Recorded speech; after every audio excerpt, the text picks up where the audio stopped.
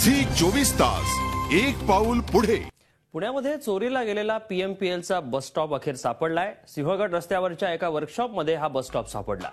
रेंजिल कॉर्नरवरचा bus stop गायब झाल्याची तक्रार पीएमपीएलने केली होती। हीच बातमी झी 24 तासनं दाखवल्यानंतर मनसेच्या कार्यकर्त्यांनी या बस स्टॉपचा शोध घेतला। तेव्हा वर्कशॉपमध्ये या बस स्टॉपची रंगरंगोटी सुरू होती। पुण्यातून चोरीला गेलेले आणखी 3-4 बस स्टॉप त्या ठिकाणी आढळून आले। कुठल्याही प्रकारची परवानगी किंवा अधिकार नसताना इथल्या कर्मचाऱ्यांनी हे बस स्टॉप उखडून आणले होते। त्यांच्या विरोधात आता गुन्हा दाखल करण्यात येणार आहे।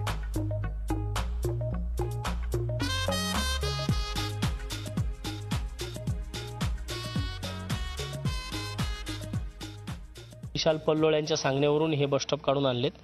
ह्या बस स्टॉप काढण्याचं कॉन्ट्रॅक्ट विशाल पल्लोळकडे आहे।